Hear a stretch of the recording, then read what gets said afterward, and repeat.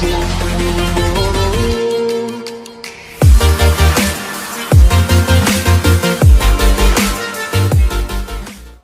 Friends, welcome. My self Neetu. आज हम करेंगे साइंस का टॉपिक, वो है दुर्खिम का सिद्धांत। ठीक है, और ये ऐसा टॉपिक है जिसका मटेरियल थोड़ा सा कम आपको जो मिलेगा, क्योंकि इतना अच्छे से एक्सप्लेन नहीं किया होता है, तो मैंने सोचा कि मैं आपको इस पे वीडियो बना के अपलोड कर दूं। ठीक है, तो सबसे हम लोग सिंपल से बात है कि मेन मुद्दे की बात करेंगे। ज़्यादा इधर की सब्सक्राइब कर लो, या आपको अगर वीडियो अच्छी लगेगी तो आप सब्सक्राइब कर ही लोगे, लाइक भी कर दोगे। ठीक है, तो हम लोग सीधा टॉपिक की बात करते हैं। आज जो मैं आपको टॉपिक करवाने वाली हूँ वो है दुर्खिम का सिद्धांत।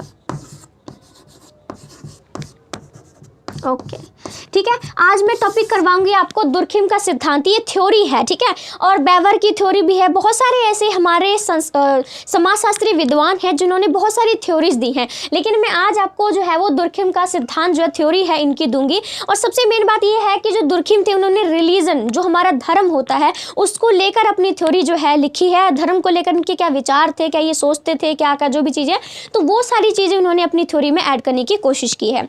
तो हम सबसे पहले क्या करते हैं, सबसे पहले करते हैं इंट्रोडक्शन। इंट्रोडक्शन का मतलब होता है कि आप जो भी चीज़ कर रहे हो उसकी थोड़ी सी ना ब्रीफली बता दो, जिसको हम परिचय बोल सकते हैं।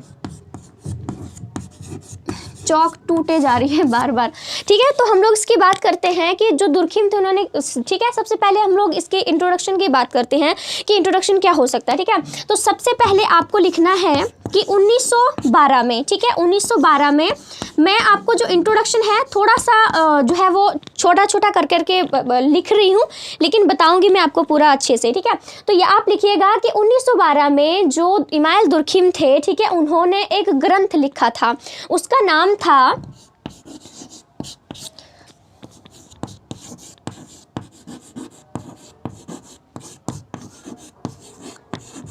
इसको आर लिखा है, ठीक है, द एलिमेंट्री फॉर्म्स ऑफ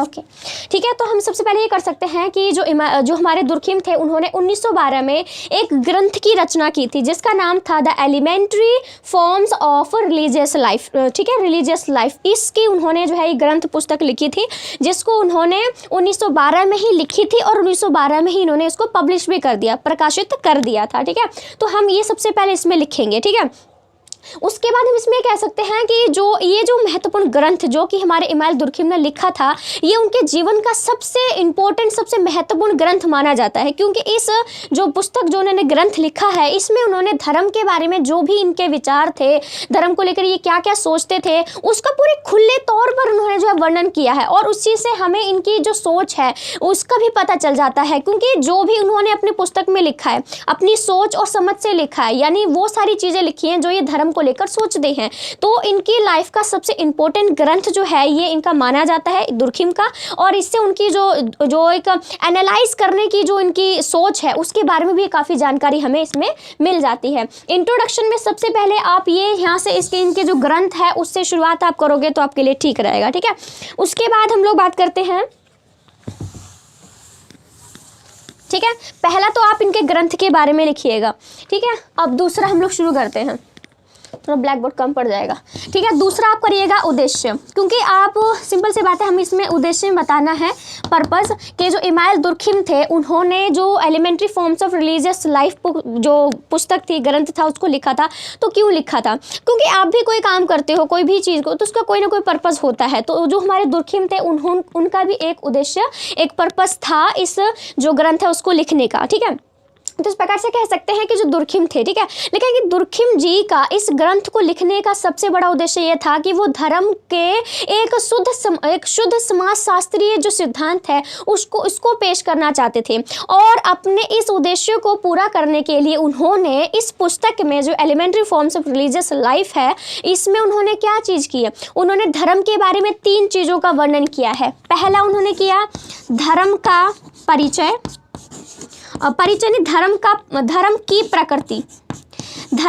प्रकृति, ठीक है, धर्म की उत्पत्ति,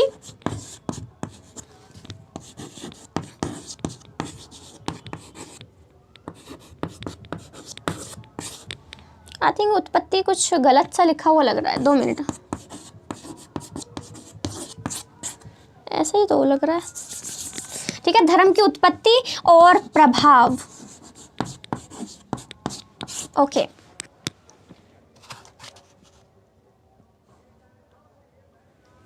हाँ मैं वही सोचूं कि इसमें थोड़ा सा तो कुछ गड़बड़ ही लग रहा है। धर्म की उत्पत्ति हम ऐसे लिखते हैं, ठीक है। तो याद रखिएगा कि दुर्खिम का जो इंट्रोडक्शन करेंगे तो उसमें कर देंगे कि 1912 में इमाइल दुर्खिम ने the elementary forms of religious life पुस्तक, ये जो या पुस्तक बोले ग्रंथ लिखो, उन्होंने लिखा था और उसी वर्ष उन्होंने इसको प्रकाशित कर दिया था। और वो पुस्तक, ये जो पुस्तक है, ये उनके जीवन की सबसे महत्वपूर्ण पुस्तक मानी जाती है, क्योंकि इस पुस्तक में उन्होंने धर्म के बारे में जो उनकी सोच विचार थी उसका खुलकर वर्णन किया है। दूसरे में आपको बताना है कि इस पुस्तक को लिखने का पर्पस क्या था, उद्देश्य क्या था। तो ये था कि इनका जो दुर्खिम का इस पुस्तक को लिखने का सबसे बड़ा जो उद्देश्य था वो ये था कि धर्म के एक शुद्ध समाजशास्त्रीय सिद्धांत को पेश करना था। और इस उद्देश्य को पूरा करने के लिए उन्होंने अपनी इस पुस्तक में धर्म की प्रकृति क्या है, धर्म की उत्पत्ति कैसे हुई है, कहाँ से हुई है, किसने की है, और धर्म का जो है प्रभाव, इनके इन्फ्लुएंस लोगों पर क्या क्या पड़ा है, इन 3 चीज़ों के बारे में उन्होंने इस पुस्तक में जो है वो लिखा है। ठीक है, उसके बाद हम कह सकते हैं कि जो इमाइल दुर्खिम थे, ठीक है, के बारे में जो है इनका क्या क्या किया है। और आप, हाँ, और इसमें एक चीज़ और लिख सकते हो, वो ये है कि इस पुस्तक को लिखने के बाद उन्होंने ये साबित भी करने की कोशिश की है कि धर्म का जो ओरिजिन है, धर्म का जो जन्म है, वो कहीं और से नहीं हुआ है। धर्म को उत्पन्न करने का सिर्फ एक ही सोर्स है और वो है हमारी सोसाइटी, हमारा समाज।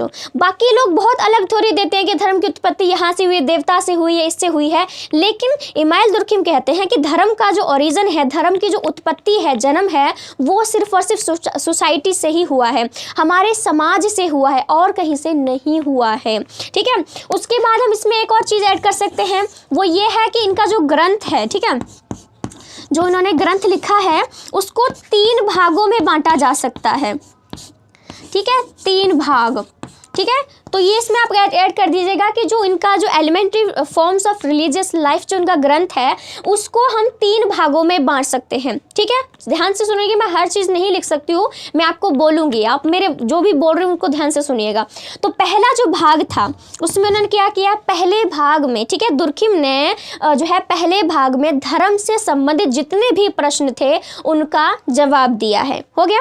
दूसरे भाग में उन्होंने टोटमवाद का सिद्धांत दिया है और तीसरे भाग में उन्होंने जितने भी धर्म से संबंधित कर्मकांड, पूजा, यज्ञ वगैरह जो होते हैं, संस्कार होते हैं, उन सभी का वर्णन किया है। याद रखिएगा कि इनका जो ग्रंथ है the elementary forms of religious life को उन्होंने 3 भागों में बांटा है।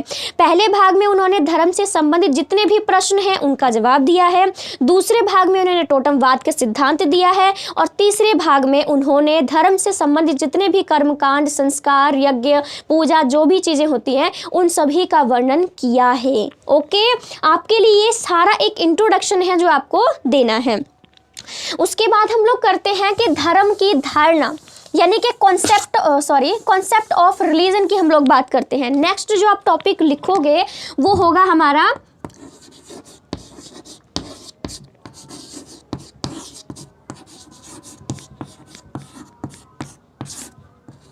धर्म की धारणा यानी कि कॉन्सेप्ट ऑफ रिलीजन।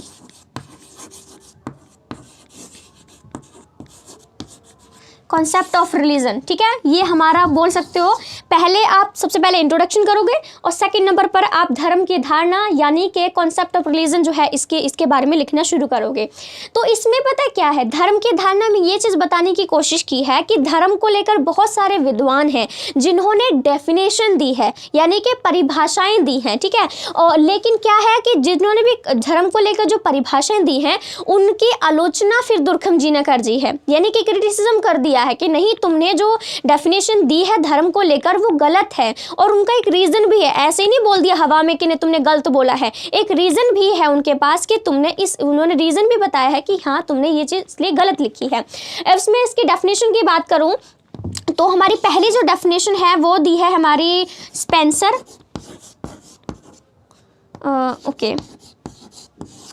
स्पेंसर और मैक्स मूलर।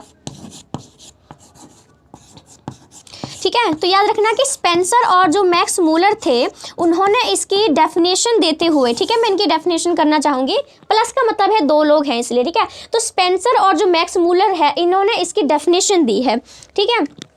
नीचे कट जाएगा इसलिए मैं और साफ कर करके जो है वो लिखना चाह रही हूँ, ठीक है। आप पूरी वीडियो देख रहे होगे तो आपको सब समझ में आ रहा होगा, ठीक है। तो हम लोग डेफिनेशन की बात करते हैं।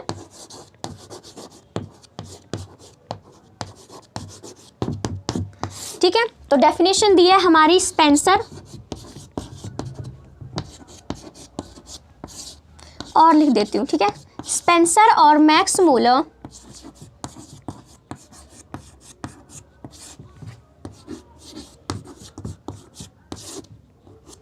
ठीक है। स्पेंसर और मैक्स मूलर ने इसकी डेफिनेशन देते हुए कहा था कि धर्म जो है, हमारा जो रिलीजन है, धर्म एक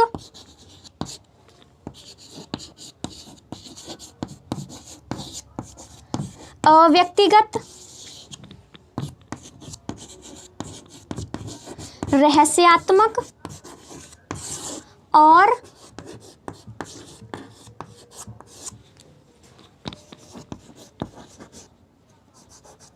हाँ ऐसे ही हो सकता है, अनंत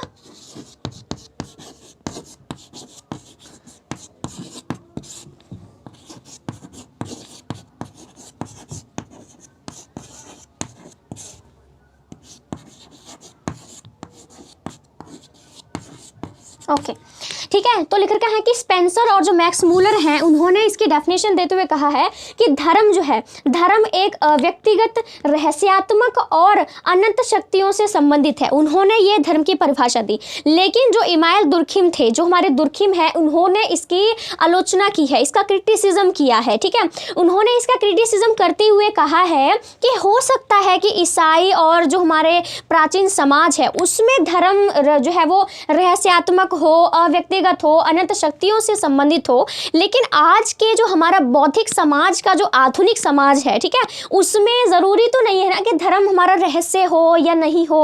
और हम आज के टाइम में तो धर्म को मानते भी नहीं हैं। आपको पता है बहुत सारे ऐसे लोग हैं जो नास्तिक हैं, जो ना भगवान को मानते हैं ना किसी धर्म को मानते हैं, धर्म में विश्वास ही नहीं करते, ऊंच नीच का जो भी हमारे उसको नहीं मानते हैं। तो इसीलिए जो दुर्खिम थे इन्होंने क्या बोला, इन्होंने सीधा बोल दिया कि जो धर्म है वो अव्यक्तिगत है, रहस्यात्मक है और अनंत शक्तियों से संबंधित है। तो इसीलिए दुर्खिम ने बोला कि ज़रूरी नहीं है, जो पहले जो हमारा जो प्राचीन समाज था, जो ईसाई था, वहाँ ऐसी चीज़ें होती होंगी, उस टाइम पे धर्म रहस्यात्मक ये सारी चीज़ें होती होंगी, लेकिन आज के बौद्धिक समाज में, हमारे आधुनिक समाज में ऐसा हो, ऐसा ज़रूरी तो नहीं है ना। इसलिए उन्होंने इसका क्रिटिसिज्म कर दिया, ठीक है। एक तो हमारी डेफिनेशन उन्होंने दी थी, लेकिन जो है इसकी आलोचना भी हमारी दुर्खिम जो थे उन्होंने इसका क्रिटिसिज्म कर दिया, यानी कि इसकी आलोचना कर दी, ठीक है। और उन्होंने एक और चीज़ की आलोचना की है, एक तो उनकी डेफिनेशन का क्रिटिसिज्म किया था, ठीक है, और एक और है, वो है हमारा दैवीय तत्व, ठीक है। उन्होंने दैवीय तत्व को भी, इसकी भी आलोचना की है। तो इसमें यह है कि दुर्खिम ने दैवीय तत्व को भी धर्म की विशेषता नहीं माना है। क्यों नहीं माना है दैवीय तत्व को भी धर्म की विशेषता? क्योंकि दुर्खिम का मानना है कि ऐसे बहुत सारे संस्कार, बहुत सारे ऐसे रीति रिवाज होते हैं जिनमें देवता होते ही नहीं हैं, और ऐसे बहुत सारे संस्कार और रीति रिवाज होते हैं जो कि देवताओं के नाम से ही जन्मे होते हैं, देवताओं से ही उत्पन्न होते हैं। तो आप पूरी तरह से ये नहीं कह सकते हो कि जो धर्म है वो दैवीय तत्व से जुड़ा हुआ है, क्योंकि कई ऐसे संस्कार हैं जिसमें भगवान होते ही नहीं, कोई देवता नहीं होता है, और कुछ ऐसे इसमें देवता ही होते हैं। तो आप एक पक्ष को लेकर किसी चीज़ के बारे में नहीं बोल सकते हो। तो ये धर्म को लेकर उनकी धारणा थी। एक उन्होंने डेफिनेशन दी, उसका भी क्रिटिसिज्म कर दिया, और उन्होंने दैवीय तत्व को भी कहा था। उन्होंने कहा था कि जो धर्म है वो दैवीय तत्व से जुड़ा हुआ है। तो जो हमारे दुर्खिम थे उन्होंने इसकी भी आलोचना करते हुए कह दिया कि ज़रूरी तो नहीं है कि भगवान जो देवता हैं वो हर संस्कार से जुड़े हों, ठीक है, हो गया। उसके बाद हम लोग नेक्स्ट करते हैं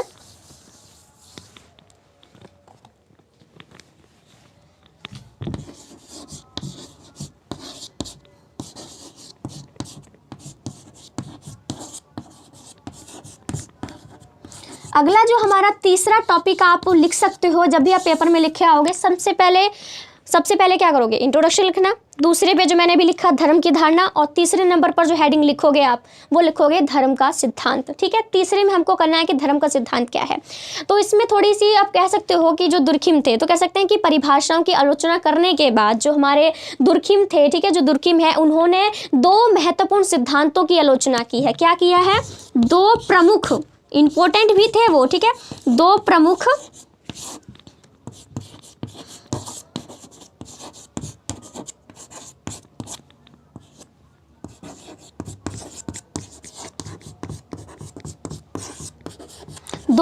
सिद्धांत की आलोचना धर्म के सिद्धांत में। और वो दो कौन कौन सी थ्योरी थी, कौन कौन सी थ्योरीज थी हमारी, पहली है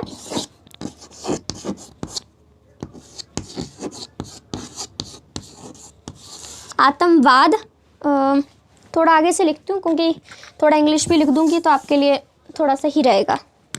ठीक है, पहली हमारी थ्योरी है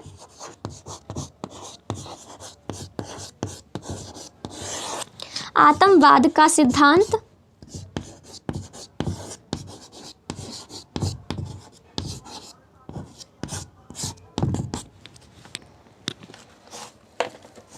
आतंकवाद का सिद्धांत, यानी कि इसको हम इंग्लिश में लिख सकते हैं थ्योरी ऑफ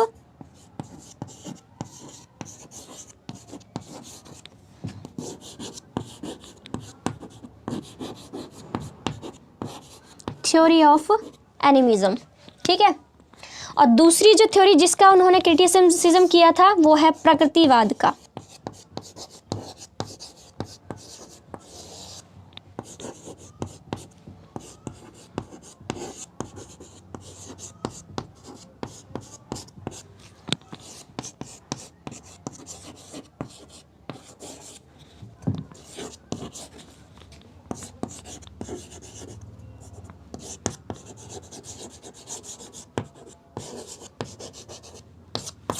ओके, धर्म के सिद्धांत में यानी कि थ्योरी ऑफ द रिलीजन में आप दो थ्योरी का बात करोगे, एक आपकी आएगी आतंकवाद का सिद्धांत और दूसरा आएगा प्रगतिवाद का सिद्धांत, यानी कि थ्योरी ऑफ एनिमिज्म, और दूसरी थ्योरी ऑफ नेचुरलिज्म। और याद रखना है कि ये दो थ्योरी हैं जिनका भी जो दुर्खिम है इन्होंने क्रिटिसिज्म किया है, आलोचना की है, यानी कि जिसने भी चीज़ को किया है इन्होंने इसकी आलोचना जो है दुर्खिम जी ने करी है। ठीक है,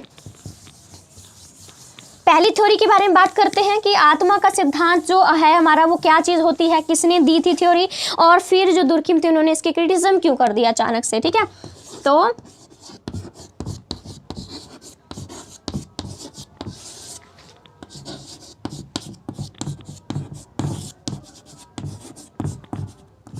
आतंकवाद का सिद्धांत, ठीक है, याद रखना कि आतंकवाद का जो सिद्धांत है इसको दिया था हमारा एडवर्ड, ठीक है, इसको दिया था हमारा एडवर्ड टेलर। ठीक है, लिख रखा है कि याद रखना, आप जब पेपर में लिखे आओगे तो लिखना कि आतंकवाद का सिद्धांत जो है वो एडवर्ड टेलर ने दिया था और स्पेंसर। ठीक है, जो स्पेंसर ने इस सिद्धांत को दिया नहीं था लेकिन स्पेंसर ने इस थ्योरी को सही माना था। मेन ये है एडवर्ड टेलर ने इस सिद्धांत को दिया था लेकिन स्पेंसर ने भी इस थ्योरी को सही मान लिया था कि हाँ इन्होंने जो थ्योरी दी है वो सही दी है। ठीक है, तो अब मैं थ्योरी के बारे में बात करती हूँ कि आतंकवाद का सिद्धांत होता क्या है। तो ये है कि आतंकवाद का सिद्धांत के अनुसार जो आत्मा का विचार है, यानी कि जो स्पिरिट का जो हमारा थॉट है, वो मनुष्य के जीवन में जो आम जीवन है उसमें जीते जागते जो वो काम करता है, जो वो सोचता है, उसकी वजह से जो है आया है। ठीक है, मतलब ये है कि इसमें क्या होता है कि जो मनुष्य होता है उसके जो भी अपने सपने में देखता है ना, उस चीज़ को ही रियलिटी मानने लग जाता है कि मैंने जो भी सपने में देखा है वही सच है, और इस प्रकार से उसको ऐसा महसूस होने लग जाता है कि उसके शरीर में दो आत्माएं हैं। एक वो आत्मा जो उसके शरीर में है, जो उसके साथ रात को सोते समय बेड पे है, और दूसरी आत्मा वो जो कि उसके शरीर से बाहर है। और जो आत्मा शरीर से बाहर होती है, ठीक है, उसको वो स्पिरिट का नाम देते हैं, जो कि हमारी आत्मा, जैसे भूत प्रेत की आपने बहुत सारी कहानियाँ भी सुनी होंगी, बहुत सारी आपने फिल्में भी देखी हैं। तो उस चीज़ को उस मतलब इस सिद्धांत की आलोचना इन्होंने किया है। इन्होंने कहा है कि जो हम सपने में देखते हैं वही सही होता है, इन्होंने इस तरह से इसको किया है। लेकिन सबसे मेन याद को लिखना है क्या कि दुर्खिम ने इसका भी क्रिटिसिज्म किया है, उन्होंने इसकी आलोचना की है। अब ये मैंने बोला था पहले आपको कि दुर्खिम ने ऐसे हवा में किसी का क्रिटिसिज्म नहीं किया है, उन्होंने इसका रीज़न भी बताया है। तो आप इसको थ्योरी को एक्सप्लेन करने के बाद नेक्स्ट जो हेडिंग लिखोगे वो लिखोगे आलोचना। और आलोचना में आपको ये लिखना है कि दुर्खिम ने इस सिद्धांत की आलोचना की है, इसका क्रिटिसिज्म किया है, क्योंकि दुर्खिम का मानना है कि हमारे सपनों में हम जो भी चीज़ें देखते हैं, अच्छी हैं बुरी हैं, वो हमारे जीवन से, हमारे पिछले जीवन से संबंधित हैं। जो भी हम चीज़ें देखते हैं हमारे साथ वो चीज़ें कभी ना कभी हुई होती हैं। जैसे कि आप जैसे नॉर्मल मान लो आज आपका दिन शुरू हुआ, आपने किसी को मरते हुए देख लिया, ठीक है, या आपके साथ बहुत ही अच्छा हो गया, तो रात का गारंटी है ये कि आपका रात का सपना भी उसी चीज़ से थोड़ा सा रिलेटेड होगा ही होगा। सिचुएशन थोड़ी चेंज हो जाएगी, लोग भी चेंज हो जाएंगे, लेकिन कॉन्सेप्ट जो होगा ना आपके सपने का वो आपके वही होगा जो आपके साथ दिन में जो भी चीज़ें हुई हैं। आप ये कह सकते हो कि हम सपने अपनी मर्जी से देख सकते हैं कि आज हमें कौन सा सपना देखना है। क्योंकि जैसा आप सोचोगे वैसे ही हमारा दिमाग फिर से उन चीज़ों को थोड़ा सा उलट फेर करके हमारे सपने में वही चीज़ें डाल देता है। तो यही बात दुर्खिम ने भी कही है कि हम सपनों में जो भी चीज़ें हमारे सपने में देखते हैं वो सारी चीज़ें हमारे पिछले जीवन से संबंधित होती है, यानी कि वो सारी घटनाएं जो हमारे साथ हो चुकी हैं वही हमारे सपने में आती हैं। आत्मा का इससे कोई लेना देना नहीं है, ये याद रखिएगा, इसलिए उन्होंने इसका क्रिटिसिज्म किया है। अब दूसरे सिद्धांत की मैं बात करती हूँ जो है हमारा प्रकृतिवाद का सिद्धांत।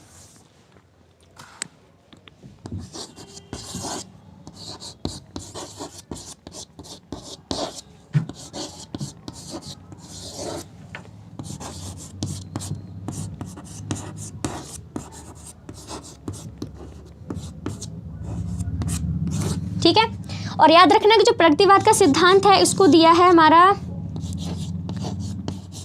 Max Muller.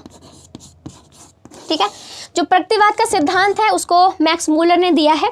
अब मैं आपको बताती हूँ कि जो मैक्स मूलर है उन्होंने इसके सिद्धांत जो है उसमें क्या क्या बोला है।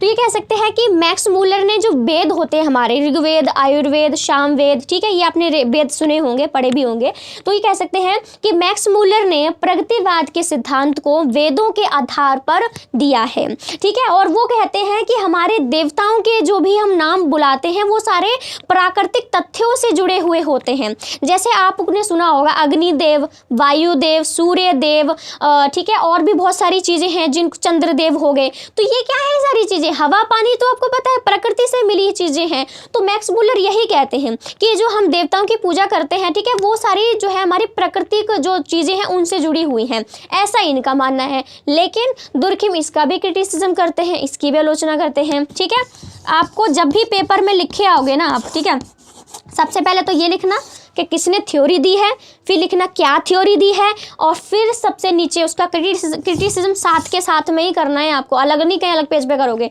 इसको लिखा सब कुछ, नीचे आलोचना करनी है। तो दुर्खिम ने इस थ्योरी की भी आलोचना की है। क्यों की है? ठीक है, तो लिखा है कि दुर्खिम ने इस थ्योरी की आलोचना इसलिए की है क्योंकि उन्होंने कहा कि ज़रूरी नहीं है कि हर देवता का नाम प्राकृतिक तत्वों पर ही आधारित है। हमारे और भी तो कई सारे भगवान हैं, हमारे विष्णु हैं, गणेश है, लक्ष्मी है, क्या कोई प्राकृतिक चीज़ों से है ये नाम? नहीं है ना। इसीलिए उन्होंने इसकी भी आलोचना कर दी है। सिर्फ ये कह कर के ज़रूरी नहीं है कि सारे देवताओं के नाम प्राकृतिक तथ्यों से ही संबंधित हो, ऐसा ज़रूरी नहीं है। ये दो थ्योरी हमारी जो दुर्खिम का सिद्धांत है उसमें हमें बहुत ज़रूरी करनी है। ठीक है, और उसके बाद जो सबसे ज़्यादा इम्पोर्टेंट है वो है टोटम।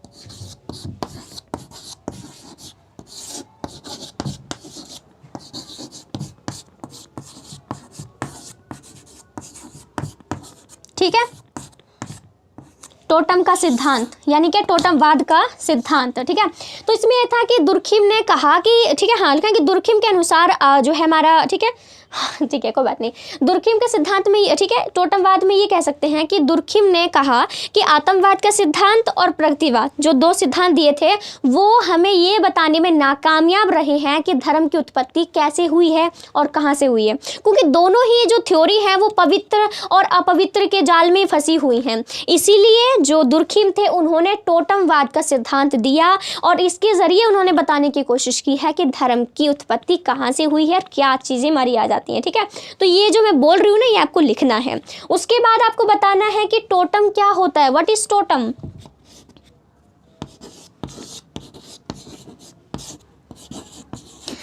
ठीक है, उसके बाद नेक्स्ट हेडिंग लिखोगे कि आप टोटम क्या है। ठीक है, तो टोटम के बाद में ये है कि इसमें टोटम क्या है, इसमें कह सकते हैं कि दुर्खिम के अनुसार टोटम जो है एक नाम भी हो सकता है और क्या है, एक प्रतीक भी हो सकता है, सिंबल भी हो सकता है। ठीक है, ये एक नेम के रूप में भी प्रयोग किया जा सकता है और इसको हम एक सिंबल के रूप में, यानी कि जो प्रतीक होते हैं, चिन्ह होते हैं, ठीक है, उनके रूप में भी प्रयोग कर सकते हैं। मैं जो भी बातें बोल रही हूँ उसमें वो मेरी नहीं है, क्योंकि मैं उन्हें अपने आप नहीं बोल सकती। ये सारी जो बातें हैं वो दुर्खिम जी की है, क्योंकि दुर्खिम ने इसको सिद्धांत को दिया है, तो उन्हीं ने जो भी चीज़ें बोली थी वो सारी चीज़ें मैं उनकी बोल रही हूँ। मैं अपनी तरफ से कुछ ऐड नहीं कर सकती, क्योंकि थ्योरी बनी हुई है। ठीक है, तो याद रखना कि जो टोटम क्या है, तो इसमें कह सकते हो आपके जो दुर्खिम थे उनके अनुसार टोटम एक नाम भी हो सकता है और एक प्रतीक भी हो सकता है। और अगर मैं टोटम को एक नाम के रूप में प्रयोग करती हूँ तो हम कह सकते हैं कि टोटम गोत्र से संबंधित होता है। गोत्र यानी कि हमारे जो सरनेम होता है उससे संबंधित होता है। लेकिन अगर मैं इसको प्रतीक के रूप में, यानी कि सिंबल के रूप में प्रयोग करती हूँ तो हम कह सकते हैं कि जो टोटम है वो प्रतीक से संबंधित होता है। और प्रतीक हमारे हो सकते हैं, जैसे हमारे प्रतीक के रूप में देखें तो जानवर भी कोई हो सकता है, कोई पेड़ हो सकता है, हमारे बूढ़े बुजुर्ग हो सकते हैं, तो वो सारी चीज़ें हमारी टोटम में आ जाती हैं। और हाँ, इसमें एक एग्जाम्पल भी दिया है। ठीक है, ठीक है, इस तरह से,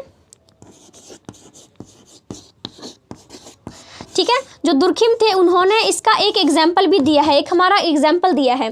तो बात ये थी कि जो दुर्खिम थे उन्होंने एक अरुणटा कबीला है जी, ठीक है, तो दुर्खिम ने अरुणटा कबीले की सारी स्टडी की, कैसे खाते हैं, कैसे पीते हैं, सारा जो रीति रिवाज कैसे मनाते हैं, सब चीज़ों का उन्होंने क्या किया, पूरी स्टडी की। ठीक है, और उस स्टडी को करने के बाद उन्होंने ये बात निकाली, ये निष्कर्ष परिणाम निकाला कि अरुणटा कबीले के जो लोग क्या करते हैं, जब भी कोई त्यौहार मनाते हैं तो क्या करते हैं, लकड़ी और पत्थर दोनों से कोई औजार बनाते हैं। ठीक है, जैसे कि मान लो औजार की बात करूं, जैसे मुझे तो वैसे सच में कुछ आता नहीं है बनाना, पता नहीं अब तलवार कैसे बनाऊं मैं यहाँ पर, कुछ ऐसे करके आप जो तलवार है इसको बना सकते हो। ठीक है, ये पकड़ने वाली होगी। ठीक है, तो ये है कि वो कहते हैं कि तलवार की जगह अगर मुझे कोई औजार भी नहीं आ रहा है इस वक्त, चलो छोड़ो, कोई बात नहीं, वैसे कह देते हैं हम लोग। ठीक है, तो जो हमारे जो दुर्खिम थे उन्होंने कहा कि अरुणटा कबीले के जो लोग थे जब भी कोई त्यौहार या कोई भी फंक्शन मनाते थे तो वो क्या करते थे कि एक लकड़ी या फिर पत्थर से कोई औजार बनाते थे और उस पत्थर या लकड़ी से बने हुए औजार पर अपने जो भी प्रतीक होते थे, जैसे वो अगर किसी जानवर की, किसी सांप की पूजा करते हैं तो सांप का जो चित्र है उस पर बना दिया करते थे, अगर किसी जानवर की पूजा करते हैं तो जानवर का चित्र बना दिया करते थे। और फिर उसके बाद जो औजार उन्होंने बनाया है, ठीक है, वो बहुत ही ज़्यादा पवित्र समझा जाता था, उसको एक जगह रख देते थे, आराम से दूर से ही तुम उसको देख सकते हो, छू नहीं सकते हो। ठीक है, तो ये सारी जो चीज़ें हमारी इसमें हमें देखने को जो है वो मिल जाती हैं। ठीक है, तो ये टोटमवाद का सिद्धांत है। इसमें उन्होंने कहा कि नेम के रूप में भी हो सकता है, सिंबल के रूप में भी हो सकता है, और उन्होंने एक एग्जाम्पल भी हमें यहाँ पर दिखा दिया है। ठीक है, ओके, ठीक है, अब हमला कर रही हूँ। ठीक है, अब हम अगला करते हैं, वो है जो लास्ट है, वो है कि धर्म के काम कौन कौन से होते हैं। ठीक है, ओके,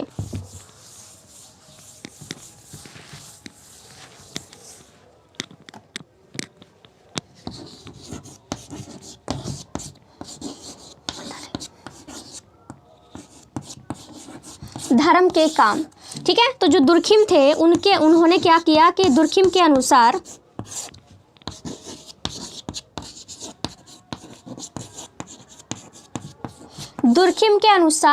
धर्म के 4 काम होते हैं। ठीक है, याद रखना कि दुर्खिम के अनुसार धर्म के कितने काम होते हैं, दुर्खिम के अनुसार धर्म के हमारे पूरे 4 काम होते हैं। पहला काम होता है अनुशासन।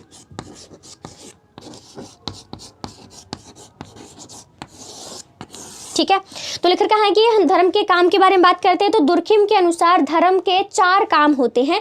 पहला काम है अनुशासन बनाए रखना। ठीक है, तो ये लिख रखा है कि अनुशासन बनाए रखना पहला काम है। तो आप इस टॉपिक में क्या लिख सकते हो, आप ये लिख सकते हो कि अनुशासन में दुर्खिम कहते हैं कि हम लोगों के जो व्यवहार है, जो भी गतिविधि है, उस पर 2 तरह से कंट्रोल कर सकते हैं। एक कानून के द्वारा और दूसरा धर्म के द्वारा, ठीक है, एक लॉज के द्वारा और दूसरा हमारे जो रिलीजन है उसके द्वारा, यानी कि दो तरीके से व्यक्ति पर कंट्रोल कर सकते हैं। लेकिन अगर हम कानून के द्वारा व्यक्ति पर कंट्रोल करेंगे तो क्या करेंगे, उसको शारीरिक रूप पे कंट्रोल कर सकते हैं। तुम यहाँ नहीं जाओगे, तुम वैसा नहीं करोगे, किसी को मारकाट करोगे तो तुम्हें सजा मिलेगी, ठीक है, ये कानून के द्वारा हो जाता है। लेकिन अगर आप धर्म के हिसाब से, धर्म के जरिए व्यक्ति पर कंट्रोल करते हो तो वो सही भी रहेगा, क्योंकि आपको पता है हमारे इंडिया में बहुत सारे धर्म हैं, बहुत सारे धर्मों में बहुत सारे नियम और कानून भी कुछ लिखे हुए हैं और व्यक्ति उनको मानता भी है, क्योंकि वो उसको ऐसा लगता है कि अगर मैं इन कानूनों को मानूंगा तो वो मेरे लिए ही सही होंगे।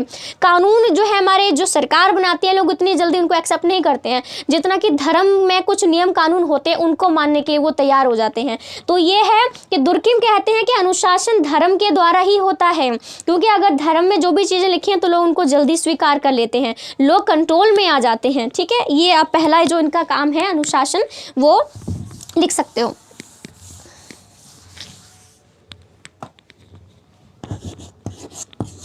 दूसरा है हमारा समाज में एकता,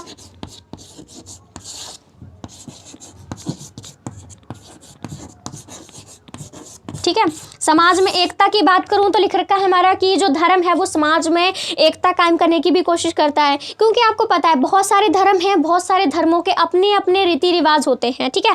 तो जब भी आप कोई यज्ञ करते हो, कोई भंडारा करते हो, आप कोई भी जगराता वगैरह करते हो, यानी कि धर्म से संबंधित कोई भी आप कर्मकांड करते हो, तो उसमें क्या होता है, बहुत सारे लोग इकट्ठे होते हैं, एक साथ उनको मिलने जुलने का मौका मिलता है, एक दूसरे से जान पहचान होती है, बातचीत होती है। तो क्या होता है, लोगों को एक दूसरे से जुड़ाव महसूस होता है कि हाँ ये लोग हमारे हैं, एक दूसरे तो मिलने जुलने का मौका मिल जाता है। इस प्रकार से क्या होता है कि समाज में एकता कायम हो जाती है। आप जिससे मिल जाते हो, आप कभी उसको मारते हो नहीं ना, जब तक कि वो आपको कुछ गलत नहीं करता तो आप उसको दोस्ती समझने लग जाते हो। तो दूसरा काम धर्म का क्या है कि समाज में एकता कायम करना। और हमारा जो तीसरा काम है इनका वो है भावनाओं पर नियंत्रण,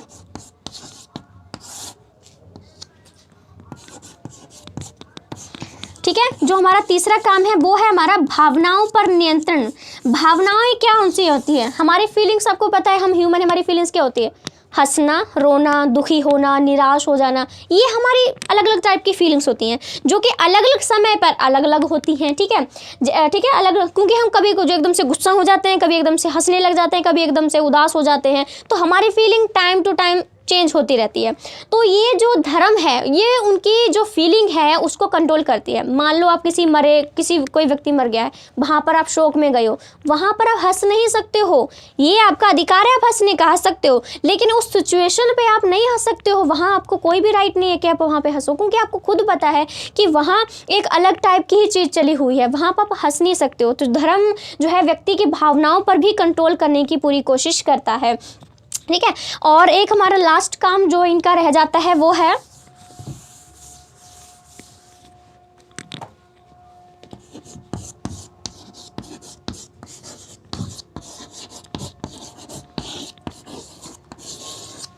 सार्वजनिक भलाई का काम, ठीक है। तो दुर्खिम कहते हैं कि ये जो धर्म है वो सार्वजनिक भलाई का काम भी करता है, क्योंकि धर्म हमें क्या कहता है, हमें जो भूखे हैं, भूखमरे हैं, जो सड़क पे सोते हैं, बस कपड़े नहीं हैं, उनको दान दो, उनको खाना पीना खिलाओ, उनसे सही से बात करो, एक उनसे भाईचारे की भावना रखो, उनके दया का भाव रखो। आपको पता है मंदिरों में जो आप भंडारा वगैरह खाते हो वो ऐसे नहीं आ जाता है, लोग दान करके जाते हैं, कोई भी खुशी हो सकती है, ज़्यादा पैसे होंगे तो भी दे जाते हैं। तो लोग जो भूखे हैं उनके लिए तो भंडारा, जैसे आप अगर पीजीआई में देखोगे तो वहाँ रोज़ ही आपको फ्री में खाना मिलता है, क्योंकि कोई ना कोई दान दे के जाता है। और ये धर्म हमें सिखाता है कि हमें जो निर्बल लोग हैं, जो उनके पास खाना पीना कपड़े कुछ भी नहीं है, उनकी हेल्प करें, उनकी मदद करें। तो वो सब चीज़ें हमें धर्म ही तो सिखाता है। सार्वजनिक भलाई का मतलब है हर जन की भलाई, जो भी व्यक्ति जिसको ज़रूरत है हमारी, ठीक है, हम जितनी हेल्प कर सकते हैं हमें उनकी हेल्प करनी चाहिए, ठीक है। तो आप इस चीज़ से याद रखिएगा, जो हमारे दुर्खिम है उन्होंने धर्म के पूरे 4 काम बताए हैं, जो मैंने यहाँ पे आपको पूरी अच्छी तरह से हेडिंग लिख के जो है वो एक्सप्लेन किए हुए हैं। तो ये सारा हमारा जो है वो दुर्खिम की थ्योरी आ जाती है, ठीक है, दुर्खिम का सिद्धांत आ जाता है जो उन्होंने धर्म को लेकर बोला था। पहले उन्होंने पुस्तक लिख डाली धर्म को लेकर, उसमें फिर हमने उद्देश्य बता दिया। फिर परिभाषाएं जो धर्म को लेकर की थी उन्होंने क्रिटिसिज्म किया। 2 सिद्धांत दिए थे, आत्मवाद का सिद्धांत, प्रगतिवाद का सिद्धांत, उसका उन्होंने क्रिटिसिज्म कर दिया, ठीक है। और फिर उसके बाद हम लोग बात करें टोटमवाद का उन्होंने सिद्धांत दिया, ठीक है। और फिर उन्होंने धर्म के काम भी बता दिए। हमको पूरे उसमें एक ही बात हमेशा याद रखना है कि जो दुर्खिम ने सिद्धांत थ्योरी दी है वो धर्म को लेकर दी है, रिलीजन को लेकर दी है। तो आपको इस टॉपिक को कभी भी नहीं भूलना है, ठीक है। बेवर ने पता नहीं किस चीज़ को थ्योरी दी है, मैं उस पर वीडियो आपको बना के डालूंगी कुछ दिनों में, ठीक है। और यहाँ पर मैंने आपको दुर्खिम का जो सिद्धांत है पूरी तरह से कंप्लीट कर दिया है। और मुझे अच्छे से उम्मीद लग रही है कि आपको मैंने जिस तरह से एक्सप्लेन किया हुआ है वो आपको समझ में आएगा। सबसे मेन बात क्या है, आप स्क्रीनशॉट मत लीजिएगा, क्योंकि आप लिखे हुए तो स्क्रीनशॉट ले सकते हो, मैं जो बोल रही हूँ उसको तो नहीं ले सकते हो ना, स्क्रीनशॉट नहीं ले सकते हो आप। तो आपके लिए ज़रूरी है फ्री हो, अच्छे से पूरे शुरू से लेकर वीडियो को सुनो, ठीक है। बहुत सारी चीज़ें बीच बीच में बोल देती हूँ जो मैं लिखती नहीं हूँ, और ऐसे टॉपिक में तो ऐसे ही काम होता है, आपको कुछ टॉपिक हेडिंग लिख दी जाती है और हम सब एक्सप्लेन करके ही चीज़ों को जो है वो क्लियर करने की कोशिश करते हैं, ठीक है। तो मुझे पूरी उम्मीद है कि आपको टॉपिक अच्छे जो है समझ में आ गया होगा।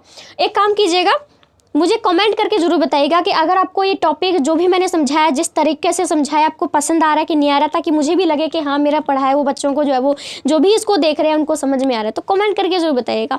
और जिसको भी चाहिए कि कोई टॉपिक है उनके पास जो मैं इस तरह से एक्सप्लेन कर दूँ पूरा पॉइंटों में, तो आप मुझे कमेंट बॉक्स में लिख दीजिए, मैं इस तरह से आपके लिए वीडियो अपलोड कर दूँगी। पसंद आती है तो ऑफकोर्स लाइक कर दीजिएगा और सब्सक्राइब कर लीजिए, क्योंकि मैं हर टाइप की वीडियो डालती हूँ। मैं बीएड की भी पूरी तैयारी करवा रही हूँ अपने इस चैनल पर, ठीक है। जितने भी सिलेबस वगैरह बीएड का कितने मार्क्स का होता है, कैसे कैसे होता है, हिंदी का, रीजनिंग हो गया, जनरल नॉलेज हो गया, इंग्लिश हो गया, ग्रामर जो भी है, वो सारी वीडियो मैं अपलोड कर रही हूँ और कर भी चुकी हूँ काफ़ी सारी। तो आप मेरे चैनल को सब्सक्राइब आराम से कर सकते हो।